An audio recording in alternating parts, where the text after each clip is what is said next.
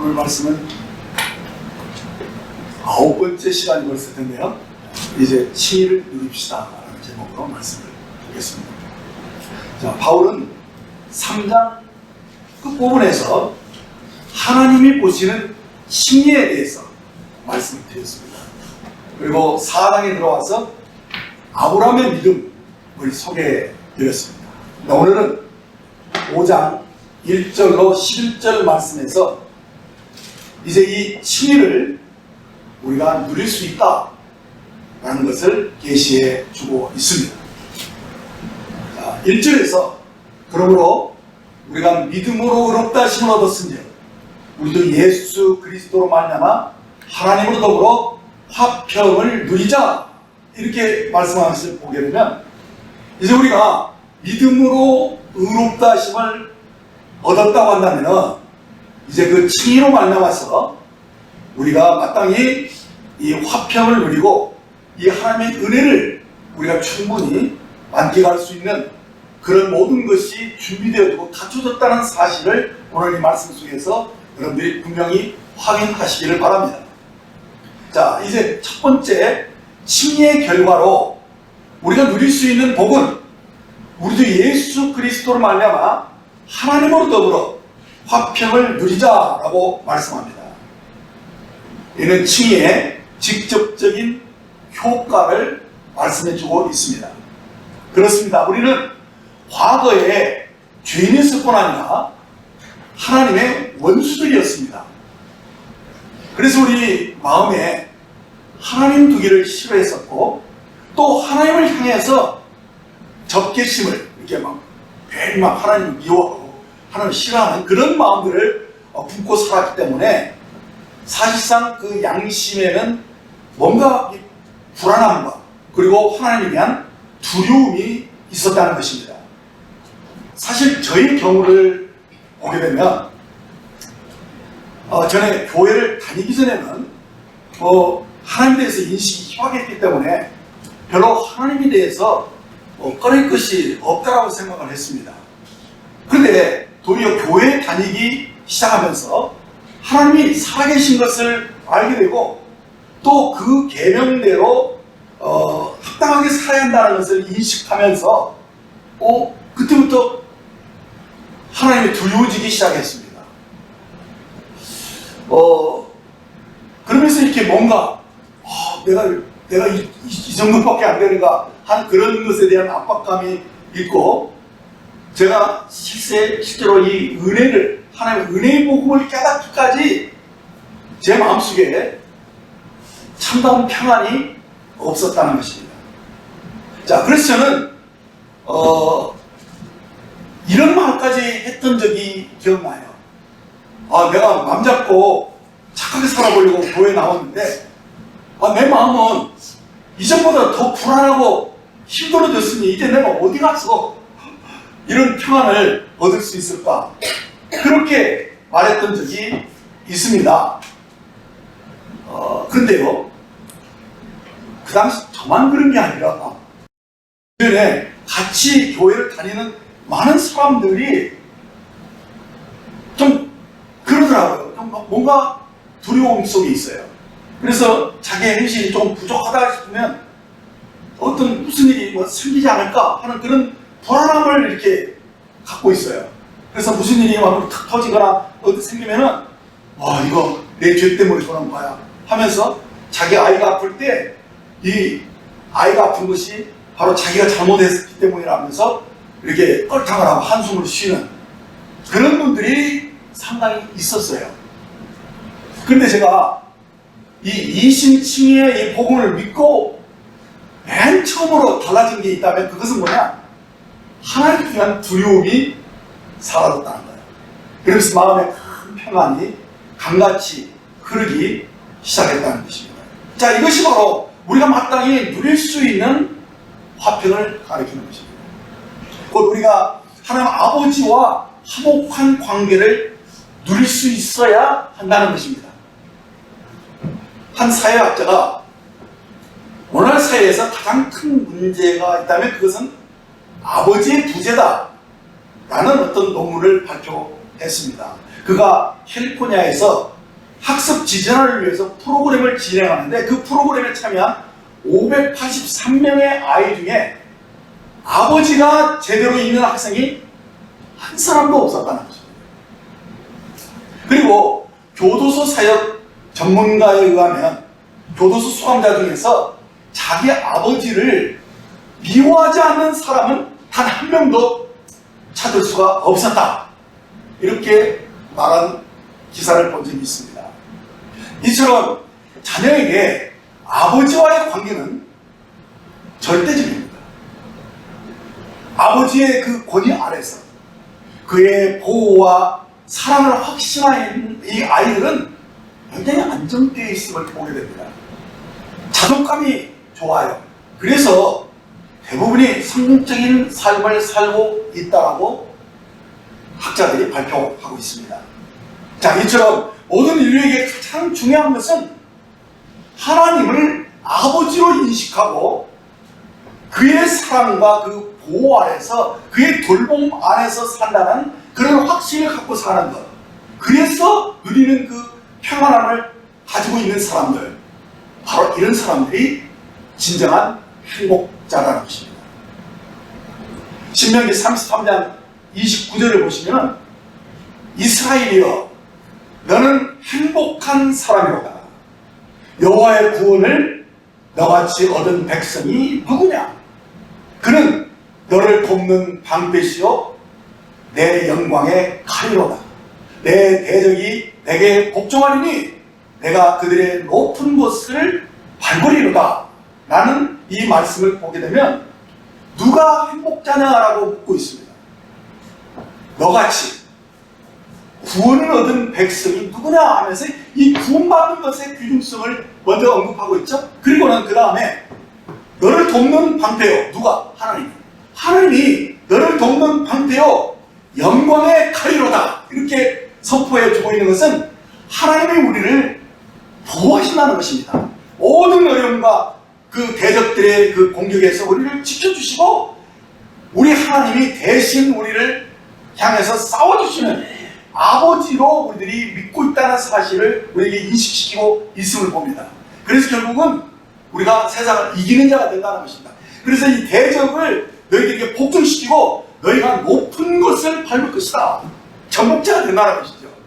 이것을 말씀해 주고 있는데 우리들이 정말 우리들이 구원받은 사실과 하나님 우리를 도우시고 때마다 시마다 우리에게 지금 보호자가 되셔서 그때마다 우리의 기도를 응답해 주시고 우리가 세상을 이기는 자로 나타나게 해주신다고 생각한다면 그것을 믿는다면 그것을 확신한다면 우리들이 진정 행복자가 아니겠는가. 그렇습니다. 이렇게 하나님을 아버지로서 하나님과의 화목한 관계 속에서 사는 사람들은 진정한 행복자라는 것입니다. 자, 이제 둘째로 우리가 누릴 수 있는 복이 무엇이냐? 2절 앞부분에 또한 그로 말미암아 우리가 믿음으로 서 있는 이 은혜에 들어감을 얻었으며 라고 말씀합니다. 자, 우리가 믿음으로 서 있는 이 은혜, 이것이 어디서 어떻게 되어서 나온 것이냐? 심리의 지속적인 효과를 말씀해 주고 있는 거예요. 우리가 은혜 안에 서 있다는 거예요. 어떻게? 믿음으로 은혜에 들어가서 지금도 계속 주님의 은혜 안에서 서 있는 사람이 되었다. 이렇게 말씀해 주고 있습니다. 자, 그런데 우리가 살다 보면 정말 어려운 일도 당하고 또 시험도 받잖아요. 그래서 간혹 이 은혜의 자리에서 벗어날 때가 있다는 것입니다. 예를 들면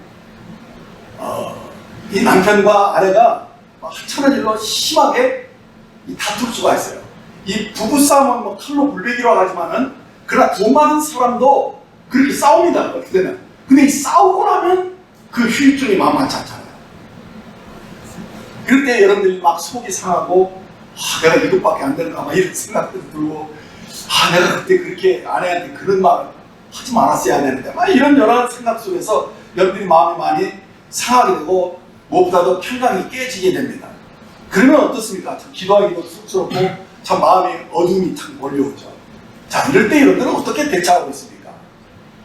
자, 여기서 잠시 우리 속이 상해도 우리가 계속 믿음에 서서 이 은혜 안에서 살아야 하는데 그렇지 않습니까?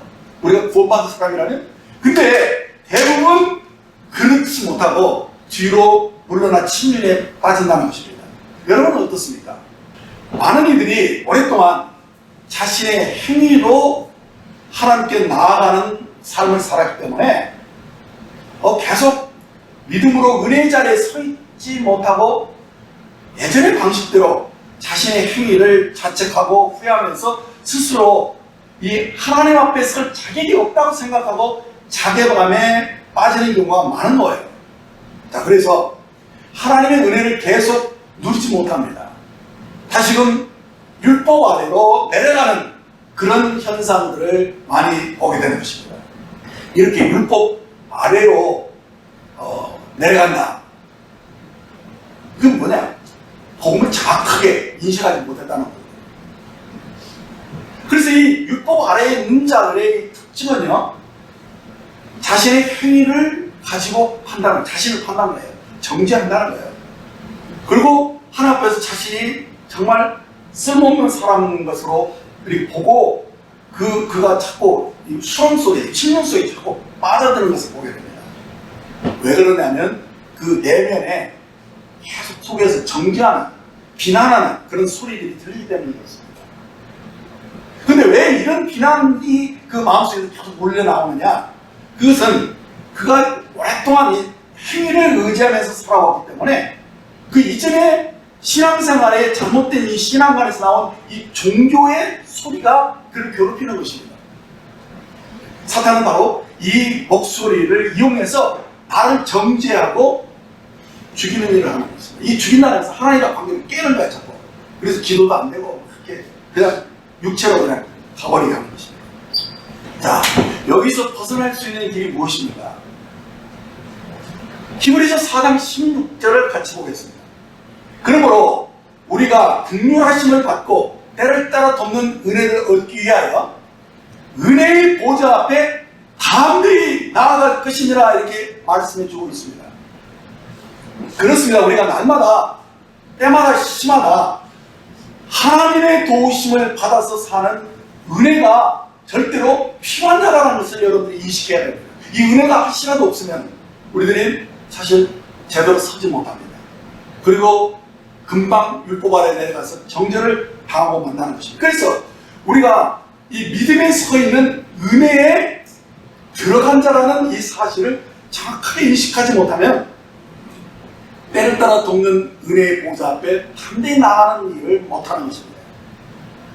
히브리서 4장 말씀에서 이 은혜의 보좌라는 것은 무엇을 가리키는 것이냐? 여기 그림에 보면 이 성막 지성소 안에 있는 시은좌를 가리키는 것입니다. 이 시은좌라는 말은 문자 그대로 은혜가 베풀어지는 자리입니다. 자, 은혜가 베풀어지는 자리라는 이 의미를 우리가 보면서 이 지성소에서 지금 뭐가 보입니까? 법궤가 보이죠? 근데 법궤 위에 이 그룹 천사들이 딱 내려다보고 있죠.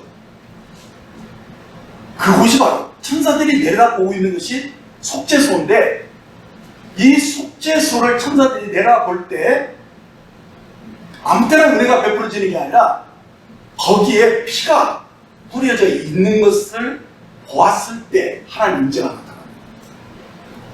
그래서 거기서 하나님도 말씀하시기도 하고 은혜를 베풀어 주시는 것입니다. 바로 그 위에 피가 뿌려진 것을 천사들이 바라보고 있을 때 그때 은혜가 베풀어지는 시은좌가 된다는 것입니다. 그러니까 하나님과 나 사이에 주의 보혈이 뿌려진 곳에 바로 그곳이 시은좌라는 사실입니다. 그렇다면 구약의 제사장들이 1년에 한 차례 속죄에만 들어갔던 그 지성소에 우리가 어떻게 날마다 때마다 도움을 필요할 때마다 이렇게 은혜의 보좌 앞에 담대히 나아갈 수 있는 것이냐? 바로 이것이 바로 복음의 능력인 것입니다. 이는 주 예수님이 십자가에서 모든 피를 다 쏟으시고 마지막 숨을 거두실 때 뭐라고 해주신 거 아시죠? 다 이루었다. 이렇게 하실 때 어떤 일이 났습니까? 여기 그림 보면은 성소의 휘장이 위로부터 아래로, 그러니까 아래에서 위로 찢어지는 사람이 이렇게 찢을 수 있는 거지만 위에서부터 찢어지는 하나님이 찢었다는 겁니다. 위로부터 아래로 갈라지면서 이 성소와 지성소를 가로막고 있던 그 길이 활짝 열렸음을 우리에게 계시해야 됩니다. 그렇습니다. 우리 주님이 우리의 죄값에 대해서 영원한 속죄를 드려주심으로 인해서 그때 하나님과 우리 사이에 가로막혀 있던 담이 다 허물어졌다는 것입니다. 그래서 이제 누구든 이 진리를 알고 믿으면 언제든지 은혜의 보좌 앞에 담대히 나아갈 수 있다는 것입니다. 왜냐하면 그 길이 열려있기 때문입니다.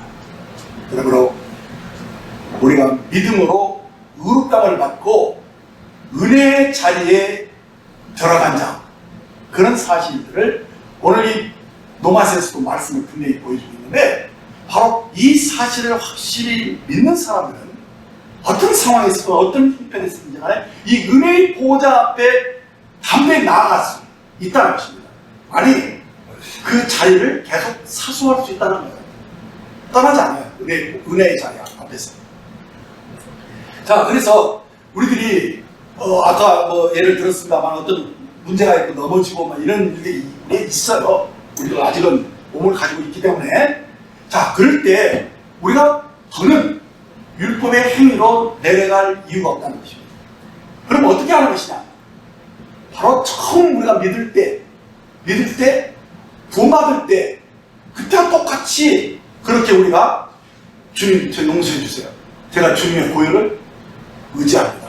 이렇게 하면서 그 하나님 앞에서 내가 이미 뿌려진 그 피를 의지해서 바로 우리가 그것이 바로 신자가 되어 있는 것을 확인하고 고백하는 것입니다. 그래서 사실 우리들은 하나님 나갈 때 징징거리다기보다는 항상 참여의 제사로 나가죠. 주님의 하신 일을 믿고 그것을 입술의 열매로 고백하는 것입니다. 그렇게 해서 그리스도의 피를 의지하고 내가 이미 은혜의 보좌 앞에 서 있는 사람인 것을 선포하는 것입니다. 그것이 바로 우리가 늘 어느 때든지 화평을 누릴 수 있는 믿음의 자세인 것입니다. 자, 우리는 이 은혜 안에서만 화평을 누릴 수 있고 하나님의 사랑과 호의를 받고 살 수 있는 것입니다. 우리가 이 은혜에서 벗어나면, 즉 율법의 행위로 떨어지면 한마디로 곧 참혹해집니다. 자기를 탓하고 질책하면서 이 자괴감에 빠지게 되면, 그러면 나도 나를 사랑할 수 없는 늪에 빠지게 됩니다. 그래서 그리스도인 중에서도 우울증 환자들이 굉장히 많다고 그러더라고요. 깜짝 놀랐어요. 그것은 왜 그러냐? 왜 우울증이 걸립니까? 우리 복음의 밝은 빛 가운데 나가면 이 어두운 마음들, 우울한 마음들은 다 사라지게 되어 있습니다. 그러나 왜 그런 현상들이 일어나냐면 우리가 바로 이 은혜에서 떠났기 때문인 것입니다. 이 은혜에서 떠났다는 것은요, 마치 가지가 포도나무에서 붙어있지 않으면 어떤 현상이 일어날까요? 금세 말라버린다는 것입니다. 은혜의 공급이 계속 되어지지 않으므로 그 심령이 곤고해지는 거예요. 그래서 이 은혜가 단절되면 우리들이 한시도 살 수가 없는 것이죠. 그래서 중요한 것은 바로 내가 믿음으로 이 은혜의 자리에 서 있다라는 사실을 한순간도 잊어서는 안 되는 것입니다. 자, 이제 셋째로 2절 뒷부분의 말씀 보면 하나님의 영광을 바라고 즐거워하느니라 라고 말씀했습니다. 이 칭의 궁극적인 효과를 말씀해 주고 있죠. 자, 여기서 하나님의 영광은 천국을 의미하고 하나님의 현현을 가리킵니다. 우리는 천국에서 하나님의 영광을 보게 될 것이며 또 그것을 함께 누리게 될 것입니다. 이것이 우리들의 궁극적인 소망입니다. 자, 주님이 다시 오시는 그날에 어떤 일들이 일어날 것을 성경은 약속하고 있습니다. 그것은 우리가 주님과 같아진다는 것입니다. 그 영광의 주님, 같이 빛나는 그 주님의 영광처럼 우리들이 해와 같이 빛난다는 것입니다. 우리가 그리스도와 같아진다는 이 놀라운 소망이 우리에게 있는 것입니다. 이 확신을 가지고 살 때 우리들은 이 땅에서도 즐거워할 수 있다는 것입니다. 자, 이 세 가지 복. 첫 번째는 뭐였어요? 화평. 두 번째는 은혜. 세 번째는 영광. 이 세 단어를 여러분들이 잘 기억해야 할 것 같습니다. 자, 그래서 이 싱의 열매는 뭐냐? 그렇게 부를 때 화평과 은혜와 영광이다 라면서 여러분 딱 인식하고 있으면 좋을 것입니다. 이것이 우리의 삶 가운데 조화롭게 표현되어지고 있다는 것입니다. 자, 여기서 이 화평이란 말은 이미 우리가 하나님과의 불화 상태가 끝나버리고 화목한 상태가 이미 되어버린 과거형으로 되어 있다는 것입니다. 그리고 이 은혜 안에 서 있다라는 것은 지금 뭡니까? 이것은 현재형입니다. 우리가 계속 은혜 안에 머물러서 산다는 것입니다. 그리고 그 다음에 영광을 바라본다는 것은 뭡니까? 이것은 장래에 일어날 그 최의 영광을 바라보는 것이므로 이것은 미래의 삶을 우리에게 미리 보여준 것이죠. 그렇기 때문에 이 이심칭의 결과는 뭐냐? 세 가지가 있죠. 화평과 은혜와 영광이 있는데 이것은 화평은 과거의 일, 은혜는 현재의 일, 영광은 미래의 일을 우리에게 제시해주고 거기서 우리의 삶의 조화를 나타내주고 있다는 것입니다. 자, 이제 3절 5절 말씀으로 들어가겠습니다. 자, 다만 이뿐 아니라 우리가 환난 중에도 즐거워하니 이는 환난은 인내를, 인내는 연단을, 연단은 소망을 이루는 줄 알미로다. 소망이 우리를 부끄럽게 하지 아니하며 우리에게 주신 성령으로 말미암아 하나님의 사랑이 우리 마음에 부은 바 되리니. 자, 여기서 우리는 이제 영광에 이르는 길을 보게 되는 것입니다. 앞에서 화평과 은혜와 영광이 언급되었지만 여기서는 뭐가 지금 말씀되고 있어요? 고난, 곧 환난이 동반된다는 말씀이 따라 나옵니다. 자, 왜 환난이나 이 고난이 동반되는 것일까요? 이는 우리의 변화를 위해서입니다. 우리가 영광에 들어가려면 변화가 필요합니다. 근데 그 변화를 무엇으로 이루시느냐? 고난을 통과하는 과정을 통해서 우리를 영광에서 영광으로 변화시키는 일들을 하신다는 것입니다. 그렇기 때문에 우리가 그리스도가 고난을 받고 자기의 영광에 들어간 것처럼 우리도 고난을 통과하면서 주님이 가신 길을, 주님이 거친 이 과정의 길을 거치면서 우리들이 변화의 변화를 거듭하면서 영광에 들어간다는 것입니다.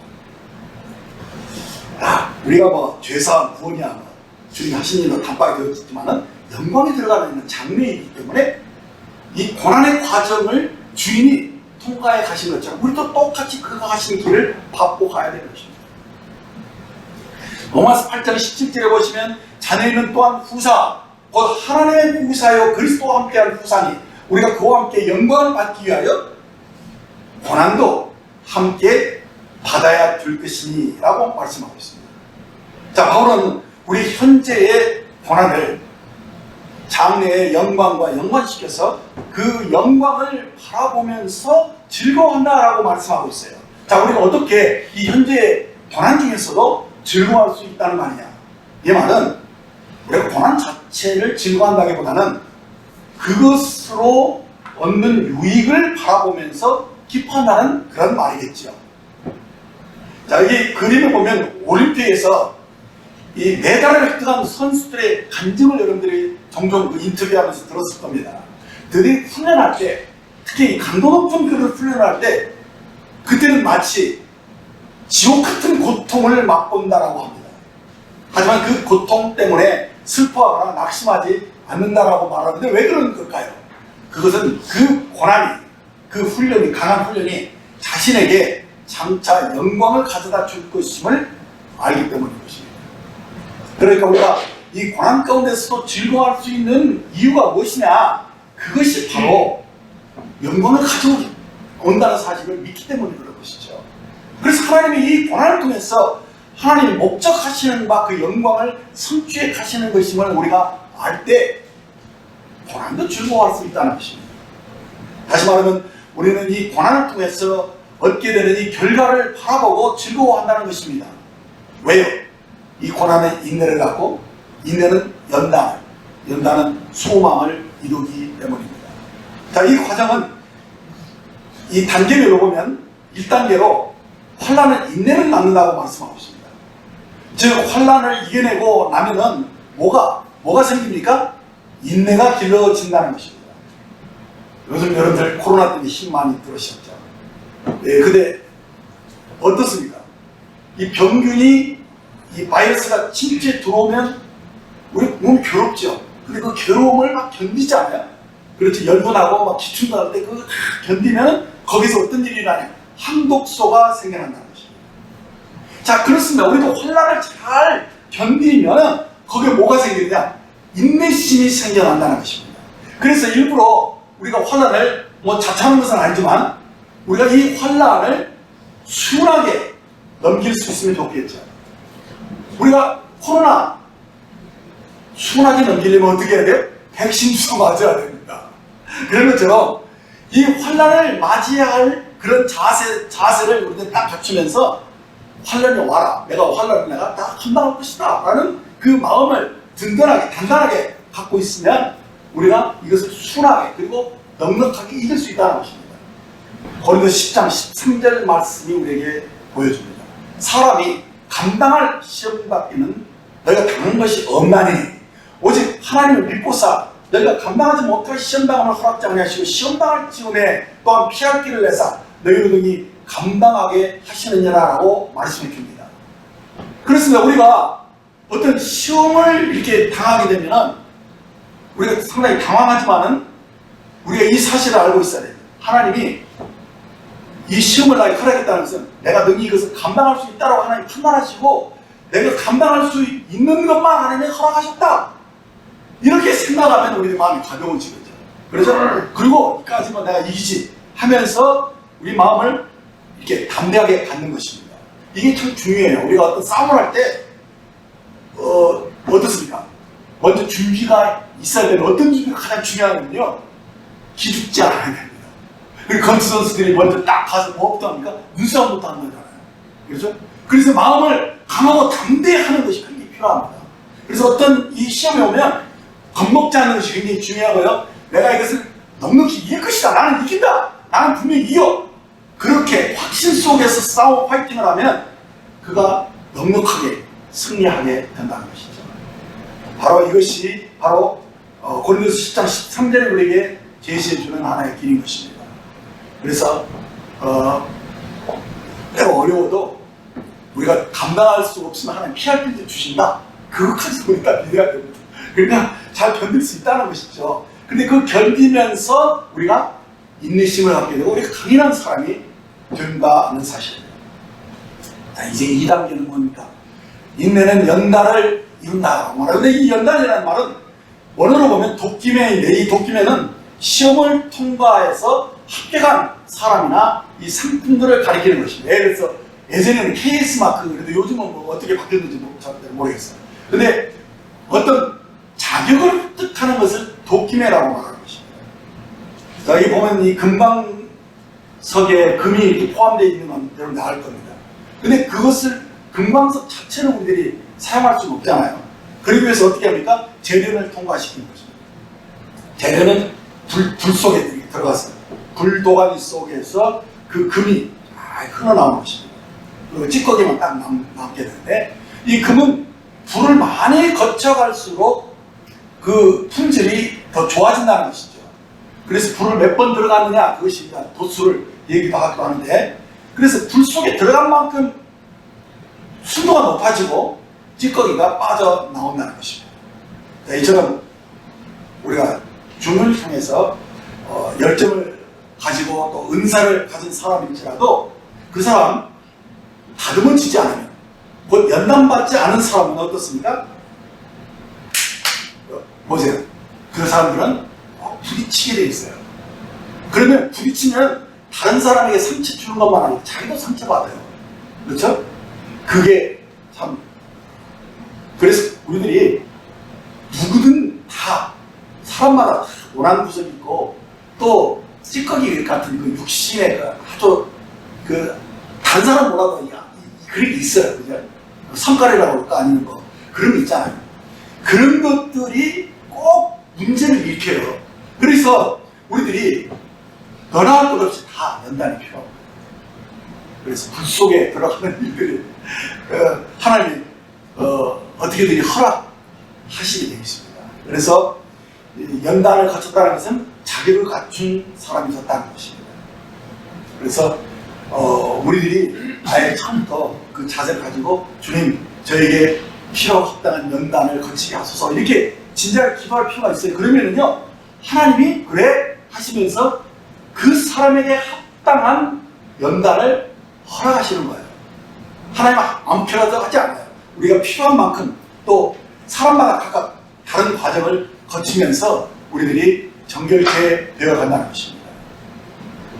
그래서 준비된 일꾼을 만드시는 것이죠. 뭐 TV 드라마 보면은 뭐 이런 스토리도 흔하죠. 뭐 대기업 이 회장이 그 아버지가 아들을 그 말단 사원으로 고용을 해가지고 아주 공장에서 힘든 일을 막 시키는 그런 것들이 나옵니다. 그럼 왜 그러느냐? 그 아들에게 경영수업을 시켜서 장래 후계자를 삼기 위한 것인데 이 아버지의 그 깊은 그 뜻을 이해하는 아들은 그것을 어떻게 합니까? 아주 충실하게 그리고 순종하면서 그것을 잘 감당해 나갈 것입니다. 그러면 그가 장차 훌륭한 기업인이 되지 않겠습니까? 그런데 아버지의 뜻을 인식을 못하고 오해를 하면 아버지가 날 미워해서 이렇게 이 천한 노동을 나보고 하라고 이렇게 고통을 주는 것인가 하면 이 오해 속에서 그 의심 속에서 아들은 낙심하게 됩니다. 그러면은요 우리에게 가장 문제는 뭐냐면 낙심하는 거거든요. 시험을 나갔을 때 낙심해 버리는 거예요. 때가 되면 이루리라는 것은 인내심이잖아요. 낙심받는 게 인내심이거든요. 인내를 갖추는 그 과정을 딱 맞추는데 낙심을 우리는 중대에 하차한다는 거예요. 그렇잖아요. 우리가 하나님이 이 영광을 미리 다 예배해 놓으셨는데 우리 도중에 하차하면 어떻게 되겠습니까? 물론 우리는 그럴 사람이 없겠지만은 이럴 때는 그렇다는 거예요. 우리가 하시라도 그런 식으로 낙심하고 뒤로 물러나 있으면 안 된다는 것을 우리에게 말씀해 주고 있는 것입니다. 사도행전 14장 22절을 보면은 제자들의 마음을 굳게 하여 이 믿음에 머물러 있으라 권하고 또 우리가 하나님의 나라에 들어가려면 많은 환난을 겪어야 할 것이다 하고 라는 이 말씀을 보게 되면 하나님은 그의 자녀들이 하나님의 이 왕국에 들어가도록 하나님이 계획하셨어요. 그래서 왜 함께 왕노릇 하기로 되어 있거든요. 그런데 그렇게 함께 왕노릇 하려면 여기서 우리가 많은 환난을 겪어야 된다는 거예요. 도끼매 그 연단을 거쳐서 자격을 갖춘 사람이 되어야 되는 것이거든요. 여기서 이기는 자가 다스리는 자가 되죠. 뭐냐면 거기서 함께 다스리지 못합니다. 그렇죠? 그래서 이 환난을 겪게 하는 것은 하나님이 치밀한 계획 속에 있다는 거예요. 그래서 어떤 어려움이 오고 힘들어도 절대로 의심하거나 원망하지 말라는 거예요. 불평하지 말라는 거예요. 하나님이 이 고난 가운데서 우리에게 은혜를 베풀어 주시고 우리가 인내를 잘 만들어내면 거기서 더 큰 사랑을 확신할 수 있도록 만들어 주신다는 것. 이 사실을 믿으시기 바랍니다. 자, 이제 3단계로 들어가겠습니다. 연단은 소망을 낳는다.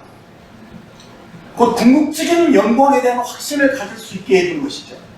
그렇습니다. 우리가 환난을 거쳐 자격을 갖춘 성숙한 인격이 되면 장래 영광에 대한 소망을 확신할 수 있다는 말입니다. 자, 우리가 연단 속에서 이 변화된 인격을 경험하고 있다면 이 사람은 지금 아들의 형상으로 변화되고 있다는 이 확신을 가질 수 있고 그날에 우리가 그리스도와 같아진다는 이것 또한 믿을 수 있게 되는 거예요. 참 나 자신을 이렇게 보면 그때 주인과 똑같아진다는 게 믿어집니까? 그렇죠?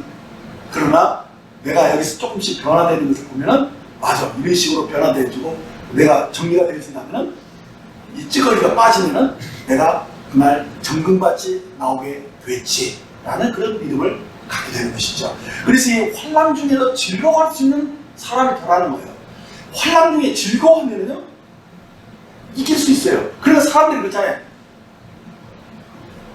피할 수 없으면 즐겨라. 이 세상 사람도 그렇게 얘기하잖아요. 그래서 즐거워하는 사람들은 다 감당해요.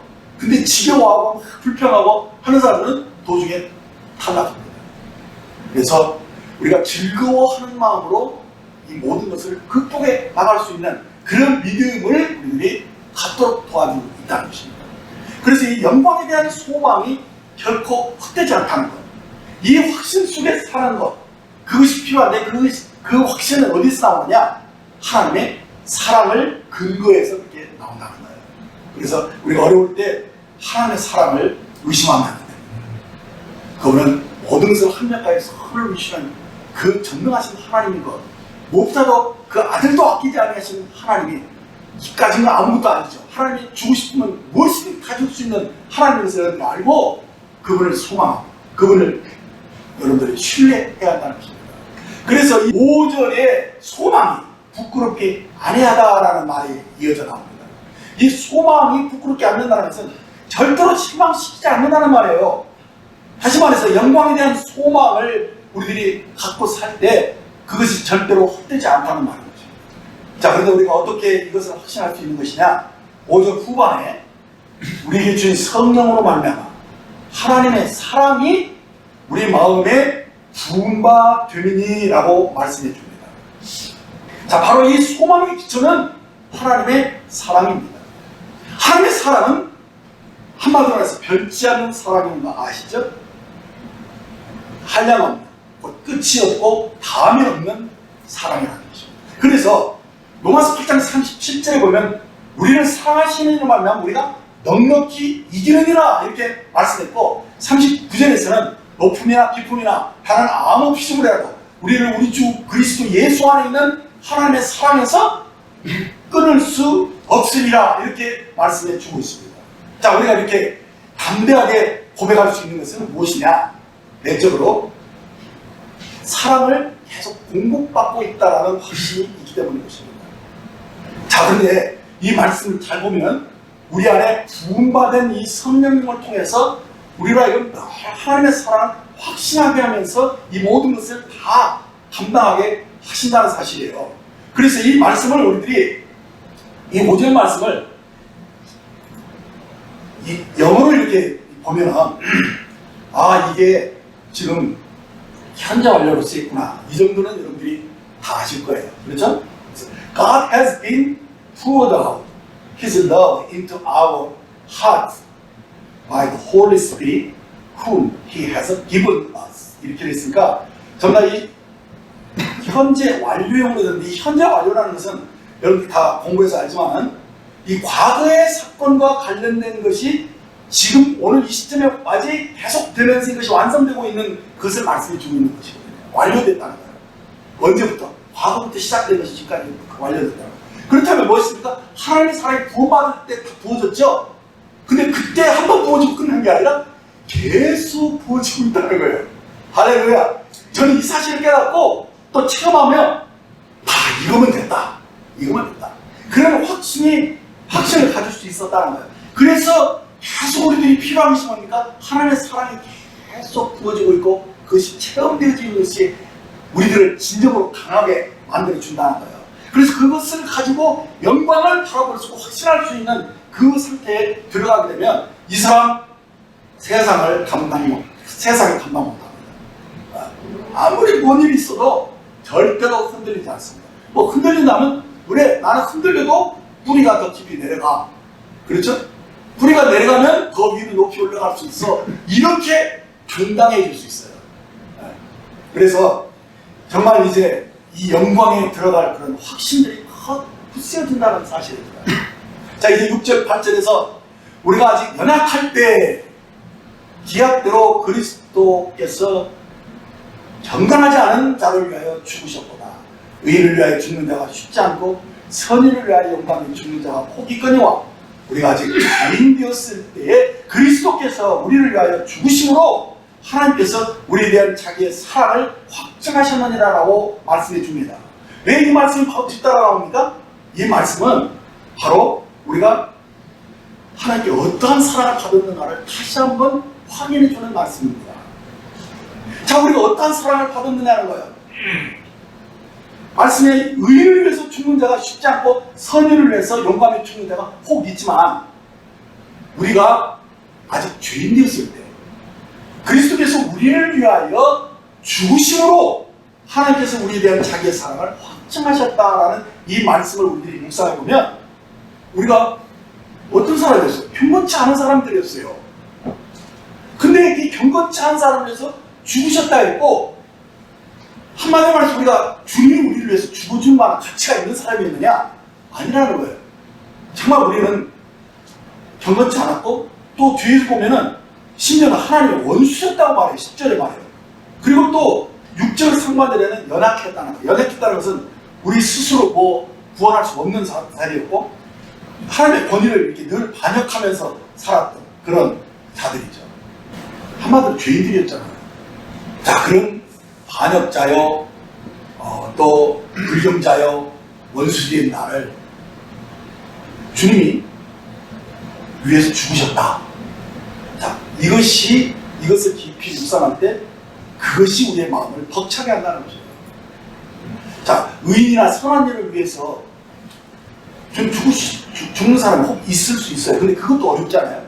근데 우리들이 누굽니까? 반역자고 불경자고 정말 원수로서 정말 아무런 가치 없는 이 나를 위해서 주님 왜 자기의 목숨을 내어주면서 우리를 구원했냐는 거예요. 그만큼 우리를 귀하게 가치 있게 여기셨다는 것이죠. 자, 그럴 때 우리는 여기서 나를 다시 생각하게 됩니다. 여기서 하나님 나를 얼마나 사랑하셨는가를 생각하게 되면서 여기서 우리는 힘을 얻는 거예요. 예. 그 힘이 뭐든지 이기는 거예요. 9절 10절에 그러면 이제 우리가 그의 피로 말미암아 의롭다 힘을 받았습니다. 더욱 그로 말미암아 진노하심에서 구원을 받은 것이니 곧 우리가 원수되었을 때 그의 아들의 죽으심으로 말미암아 하나님과 화목하게 되었은즉 화목하게 된 자로서 더욱 그의 살아나심으로 말미암아 구원을 받을 것이니라고 말씀합니다. 이 말씀을 우리가 이렇게 좀 자세히 볼 필요가 있어요. 오늘 말씀에는 앞에는 칭의가 나오고 또 뒷부분에서는 영화가 함께 이렇게 나온 것을 여러분들이 기억할 것입니다. 근데 여기서 이 말씀 속에서는 칭의와 영화를 지금 대조시켜서 말씀하여 주고 있다는 거예요.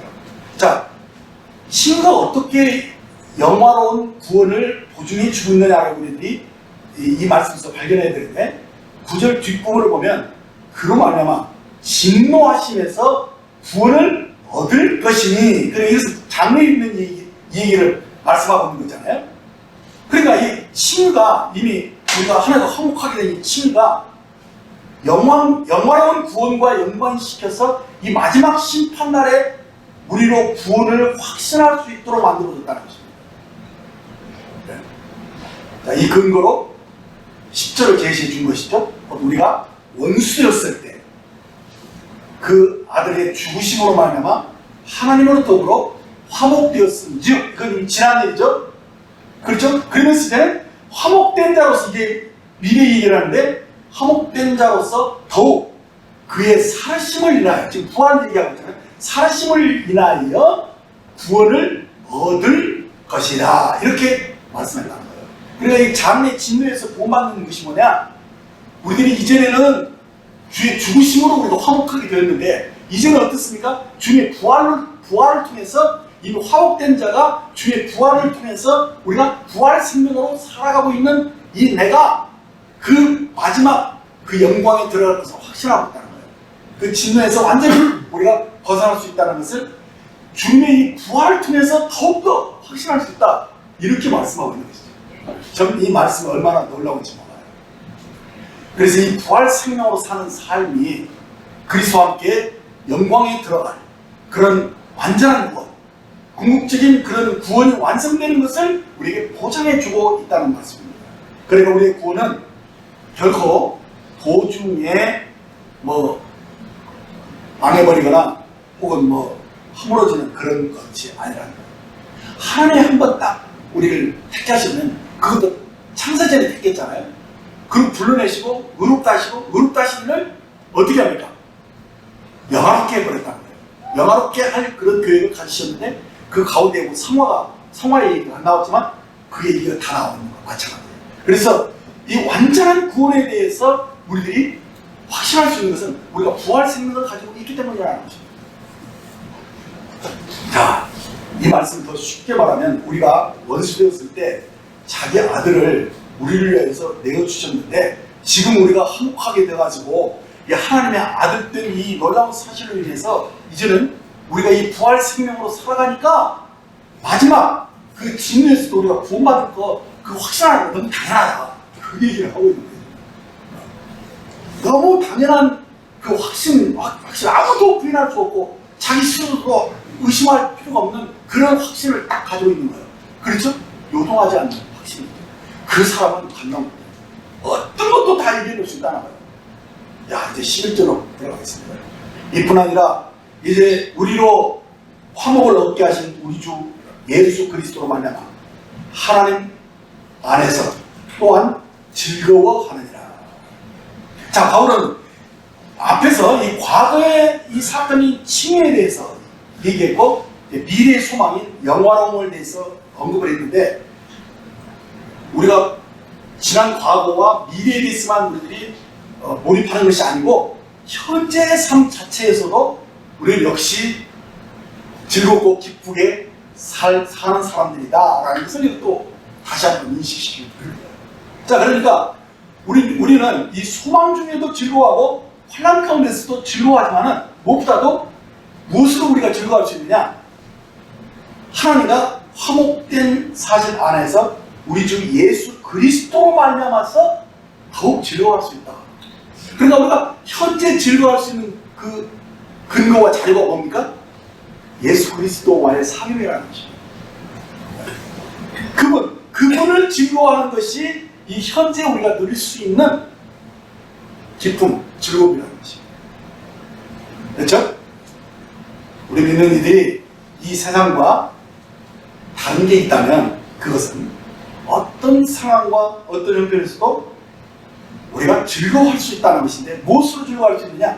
그리스도 예수로 항상 기뻐할 수 있다는 것입니다. 이것이 세상과 다른 거예요. 자, 구원받은 사람의 특징 중에서 가장 내세울 수 있는 것이 뭐냐면 항상 기뻐하고, 그렇죠? 범사에 감사, 쉬지 말고 기도하고 이런 거잖아요. 이런 사람 정말 세상에 감당 못합니다. 그렇죠? 그래서 항상 기뻐하는 사람, 이것이 거듭난 사람의 특징입니다. 그런데 그 반대로 자기를 내세우는 이 종교심으로 사는 사람들은요, 자신의 노력과 희생과 애씀의 결과로 이루어진 것으로 그 사람들은 즐거워하는 사람들이거든요. 성과가 없으면, 드러나는 것이 없으면 그 사람들은 금방 낙심합니다. 왜요? 자기가 주체가 되기 때문에 그렇습니다. 그래서 이런 사람들은 항상 보이는 것, 또 나타난 결과, 이것 가지고 올라갔다 내려갔다, 그거 가지고 자기를 책망한다고 다른 사람 칭찬하기도 하지만 사실 그것들이 우리들에게 얼마나 힘들게 하는지 모릅니다. 세상 체제는 다 그렇습니다. 성과급 그거 굉장히 따지지 않습니다. 그죠? 그러니까 한 만큼, 일한 만큼 그런 얘기를 많이 하잖아요. 자, 그런데 그 틀 속에 사는 사람들은 이 보이는 것 위에서 다 지배받습니다. 그렇죠? 그러나 우리 그리스도인들은 믿음으로 사는 사람입니다. 이것은 내 노력이 아니라 주의 은혜로 사는 사람이라는 것입니다. 자, 그렇기 때문에 결과가 나쁘든 좋든지 간에 이것은 항상 하나님의 주권 속에, 그 과정 속에 있는 것으로 믿기 때문에 당장 보이는 것, 눈에 보이는 것이나 이런 것들 때문에 마음이 요동하지 않습니다. 그게 다릅니다. 그래서 항상 우리들이 은혜 안에 있는 사람들은요, 안정된 신앙을 갖고 있습니다. 보이는 환경이 형편이 안 좋아도 이것은 나를 더 영광스럽게 하기 위한 하나의 과정이라고 생각하고 거기서 은혜를 배우기 때문에 그것을 견딜 수 있습니다. 그리고 마침내는 승리하는 것입니다. 그래서 주님의 은혜로 사는 사람들은 보이는 것이나 나타나는 것으로 우리가 놀라거나 두려워하지 않습니다. 그리고 내가 어떻게 했느냐 하면서 나를 타단지 않습니다. 내 입지가 어떻든 간에 그 상관없어요. 그것은 주님으로 즐거워할 수 있는 사람이 되는 것입니다. 그게 중요하다는 거예요. 그것은. 그래서 여러분들이 조용한 시간에 딱 눈을 감고 딱 묵상할 때 그 마음속에 감사와 기쁨, 찬양이 이렇게 나오는 것이 그게 정상이에요. 그래야 돼요. 그렇죠? 그러지 않고 뭔가 눌리면은 내가 왜 이래? 내가 이런 사람이 아니잖아. 분명히 해서 내가 항상 은혜 안에 서 있는 그 자리에서 은혜 보좌 앞에서 혹시 내가 좀 뭔가 갈등이 있다면 그 보좌에 나가면 되는 거예요. 담대하게 나가면 되는 것이라고요. 그렇죠? 그렇기 때문에 우리가 언제든지 이 안식 가운데서 주님과 동행할 수 있다는 것입니다. 자, 그렇기 때문에 우리가 하나님과 더불어 화평을 누리게 되는 것은 뭐냐? 나로 만난 게 아니에요. 주님으로 만난 거예요. 그렇죠? 주님 때문에. 우리가 이 은혜에 들어갈 수 있는 것도 누구 때문이냐? 주님 때문인 것입니다. 그래서 주님을 생각하면 우리는 기쁨이 넘치는 것입니다. 주님을 생각하면 마음이 편안한 것입니다. 그렇죠? 그래서 이 주님을 묵상할 때 우리들의 마음에 즐거움이 있는 거죠. 그래서 그런 삶 속에서 이 근본적인 구원을 얻을 수 있는 확신을 가지고 사는 것. 이것이 그리스도인들의 삶인 것입니다. 그래서 모든 게 주님의 은혜로 이루어지는 것입니다. 그래서 어떤 형편에서도 어떤 환경에서도 이것이 비록 지금은 힘든 고난 속에 있을지라도 그것과 상관없이 우리는 주님으로 더불어 즐거워할 수 있다는 것입니다. 그러므로 우리가 모든 의심, 두려움 이런 거 다 떨쳐버리고 이제 모든 것을 합력하여 선을 이루시는 우리 아버지 하나님, 우리 주 예수 그리스도 더불어 즐거워하시는 복이 여러분들에게 넘치시기를 주님의 이름으로 축원합니다. 기도하겠습니다. 하나님 아버지 감사드립니다. 우리가 믿음으로 의롭다함을 얻음으로 인하여 우리 주 예수 그리스도로 말미암아 하나님 아버지로 더불어 화평을 누리게 하심을 감사합니다. 지금 저희들은 이 믿음으로 서 있는 이 은혜에 들어간다로서 언제든지 보좌 앞에 나아갈 수 있는 자입니다. 이제 우리는 하나님 영광을 바라보고 즐거워하고 있습니다.